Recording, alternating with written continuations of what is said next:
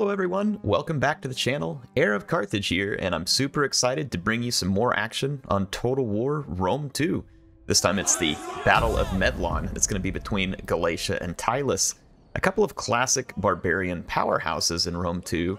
This should make for a really interesting matchup.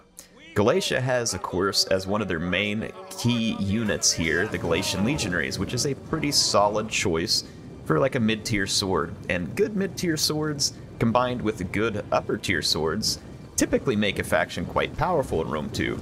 There are certainly other factors that come into play, like horsemen and skirmishing, but Galatia is definitely a solid faction, and we see them a lot whenever it comes to these 1v1 matchups. In fact, up front we have some mercenary horse skirmishers going toe-to-toe with some raiding horsemen. The raiding horsemen are going to be better melee combatants, and the horse skirmishers are going to be better skirmishing combatants in terms of how they match up. For the rest of the Galatian army, there are two Celtic slingers. They are guarded by a couple of levy freemen. If we look at the flanks, I do see Galatian spears both in the middle and on the flanks, so it's a slightly higher tier spear than the levy freemen. Then we're going to see the Galatian legionaries. It looks like 5 of those. So 5 Galatian legionaries for the main line, a noble horse, and then, mercenary Cappadocian cavalry on both flanks. So pretty nicely balanced army here from Galatia. And as we go take a look at Tylis, Tylis also has some slingers, but they have 3 units of them. They are also guarded by levy freemen, 3 units. And then we're going to see the tribal warriors, and it looks like I see 4 units. Yeah, 4 units of tribal warriors, a unit of Oathsworn, and then some spear warriors and Thracian warriors towards the flanks. Now, Thracian warriors provide a really nice armor-piercing, high-charge type of attack, and you can see them behind the heavier swords and the spears and cav, because if they get out there on their own, they're going to suffer. Look at this, see, the raiding horsemen wanted to fight there, almost got it, but instead just took a face full of javelins, but a very close call. Now, for Tylis, we also have 2 noble horse, so they're going to have less overall melee horse, but overall higher quality melee horse. But I don't know, 2 Cappadocian cav probably equals the noble horse in melee, so we'll see how that one works out. It's going to end up being a numbers and quality thing there. Wow, it's a brutal skirmish going on between these horsemen. Typically in these Rome 2 battles, you're going to see a lot of jockeying early in order to become the faction that holds some type of advantage. Someone wants to force the other player into making a maneuver that will be not advantageous, or you gain some kind of early advantage. If you sweep the field of your enemies, missile horses, then you suddenly have a whole lot more mobility with which to threaten your opponent. So these things are important because it could dictate how the remainder of the battle is going to play out. So that's why you'll see so much emphasis on it whenever the players are doing these early battles. A little bit of a slinger fight getting started here. Numbers are on the side of Tylis, so we'll see how that goes. I imagine we're going to just go ahead and see an infantry engagement. I don't see a whole lot of advantage. Well, I mean, there's maybe a little advantage for Tylis to delay it, but at the same time, Tylis is... they're not really losing the skirmish cav engage. Well, I mean, they are losing it in terms of numbers, but it's not terrible. Like, it's still at a manageable point there. Looks like Galatia is falling back. This is a bad situation right here. Galatia late to remove these Celtic slingers, and that is very nearly a big mess there. Oof, almost caught. Not quite. Levy Freeman for Galatia getting a better entry here, and then look, the spear warriors being used to get a lot of damage done to that noble horse. That was an expensive investment. Those spears, though, are not going to want to hang around with those tribal warriors. Now, tribal warriors, I didn't spend very much time talking on them. The Galatian Legionary is a pretty well-balanced warrior here. It hits good on the charge, it's got good attack, it's got good damage. The tribal warrior is going to be less effective at attack and far more effective at defense and armor. So better survivability to the tribal warrior, a little better attack to the Galatian Legionary, so that's going to be the difference between those two. This Oathsworn headed up the middle here is going to be a truly dangerous opponent. Very nice intercept here by the Levy Freeman to allow the Galatian Legionaries to try and get a counter charge there. the raiding horsemen did finally get that fight with the horse skirmishers, or at least a few of them. A tribal warrior was sent out here, and it got torn apart by these Galatian legionaries who are now engaged with the Thracian warriors. I think that tribal warrior had some kind of support order towards the cavalry fight, and as it pulled through the Galatian legionaries, it got chewed up pretty bad. I could be wrong, though. I may have missed another charge out there from that noble horse, but I don't see a bunch of kills on the noble horse. So if it was a charge by the noble horse, it did damage that the legionaries then finished up with kills.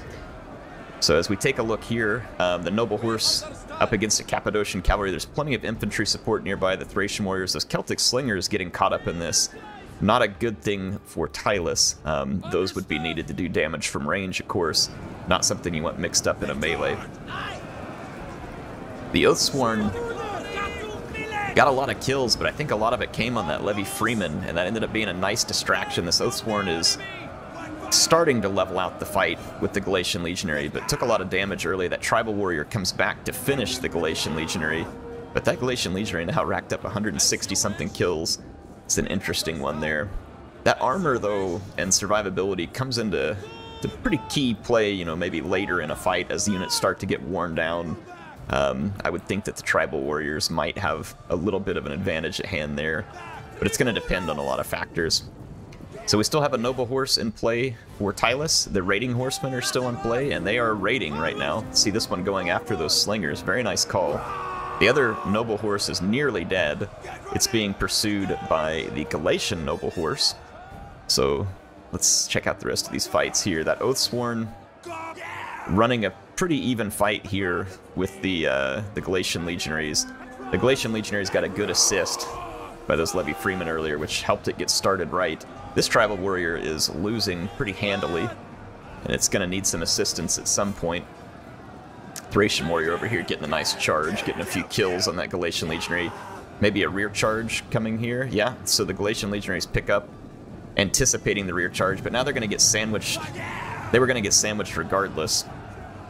Between the Thracian warriors and that noble horse, that's going to be extremely damaging. But there were some spears who came in to try and ward that off a little as well. This is a pretty close fight. The power bar shows it pretty close. Look at this. Noble horse. No one at home to protect the Celtic slingers for Tylis, and they're going to get wrapped up hard here. That tribal warrior was fighting with the Galatian legionary. I think those horsemen may have, yeah, they gave it an attack in the rear there as they kind of slammed through to get to the slingers, and it was just enough to rout that tribal warrior, and it shattered. What a bad break for Tylis there. A lot of tribal warriors left on the battlefield, though, and not that many legionaries left here. Here comes a Cappadocian cavalry trying to finish off these slingers. There's spears over there, so we'll see how that goes. The noble horse decides to turn away from the rear charge here. Probably a good choice. This tribal warrior's losing pretty badly. I'm not sure if it could have been saved. Look at the slingers left over here, as well as a mercenary Syrian archer that I missed earlier. That's pretty critical. The Syrian archer is going to be extremely dangerous to cavalry. I think Galatia is quickly pulling away in this one, because with the skirmishers left and only one unit to go after them, which is the noble horse, you can see that the extra numbers of cavalry here are going to start to play a big role as they are hit by slingers and then surrounded by cavalry and infantry. The tribal warriors' leadership is going to fall apart, and Galatia is going to walk away with this one after what was a pretty tight battle there, I think, for quite a while. Good maneuvers, good play by both players. In the end, Galatia is going to get the better of this situation.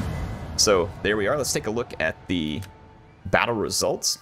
So that was Sol versus Alucard, two great players here. Sol did a lot of really good work with that noble horse, and one of his mercenary Cappadocians did extremely well there too.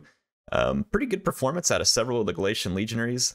So again, nice call there. Actually, man, I missed two Syrian archers. Wow. Way to go, Air. You suck. Yeah, the Syrian archers I hadn't recognized. That explains why Tylis was so quick to go ahead and engage in that fight, because they couldn't sit back and take that kind of fire long term. But at the same time, Tylis had some fairly good offensive capability between the Oathsworn, the Thracian warriors, and the noble horse. Now, their noble horse, you can see, was not able to be quite as effective, though their raiding horsemen in the end ended up doing pretty well, all things considered. Then one of their Thracian warriors here racking up a good number of kills. Oathsworn there with 195. It got a rough start, but then made up for it late. The Tribal Warriors, though, you can see a couple of them did well, a couple of them not so well. A lot of that has to do with how they end up in the engagement. You know, do they end up with a good charge? Do they get in cleanly? Do they get blocked by some other unit and then countercharge? There's a lot of that goes on in Rome 2, and being able to micromanage the way those two units come together can have a pretty big impact on overall victory, and it can make it challenging for a player like myself, who I would say overall I'm good at Rome 2. I understand the relationships fairly well in Rome 2. Not great, but pretty good.